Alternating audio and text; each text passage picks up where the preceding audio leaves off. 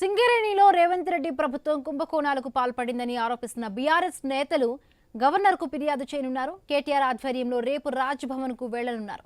ముఖ్యమంత్రి రేవంత్ రెడ్డిపై deputy CM Bhatti విక్రమార్కపై మరికొందరు మంత్రులపై కంప్లైంట్ ఇవ్వనున్నారు.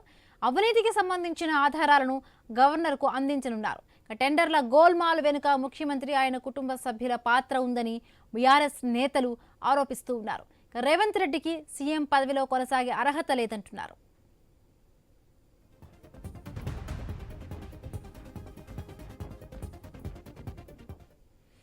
సింగరేణిలో రేవంత్ రెడ్డి ప్రభుత్వం కుంభకోణాలకు పాల్పడిందంటూ కూడా ఆరోపిస్తూ బీఆర్ఎస్ నాయకులు గవర్నర్కు ఫిర్యాదు చేయబోతున్నారు.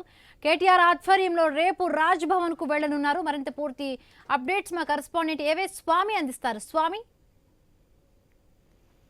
Himabindu BRS party working president KTR ఆధ్వర్యంలో రేపు ఉదయం లోక్ భవన్ కి వెళ్లి బీఆర్ఎస్ నేతలు ఈ సింగరేణి సంబంధించినటువంటి స్కామ్స్ విషయంలో గవర్నర్ కు ఫిర్యాదు చేయనున్నారు.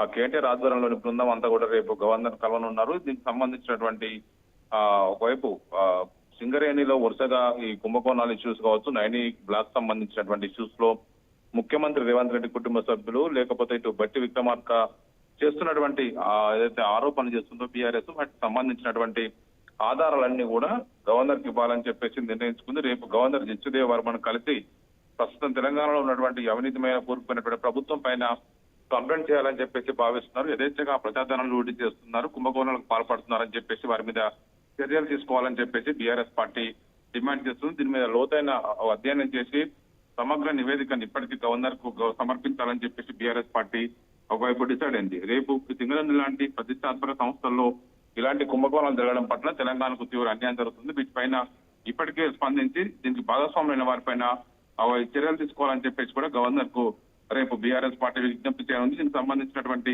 ఇష్యూస్ లో ఈ స్కామ్స్ సంబంధించినటువంటి అందరిపైన కూడా రాజ్యాంగబద్ధమైన పదవిలో ఉన్నటువంటి గవర్నర్ చర్యలు తీసుకోవాలని చెప్పేసి బీఆర్ఎస్ పార్టీ డిమాండ్ చేస్తుంది. రేపు లోక్ భవన్ కి వెళ్లి గవర్నర్ జిష్ణుదేవ్ వర్మకు పూర్తి ఆధారాలు అందజేస్తామని చెప్పేసి కూడా బీఆర్ఎస్ నేతలు ఇప్పటికే గవర్నర్ టైం కోరారు. Bindu right, thank you Swami, thanks for the update.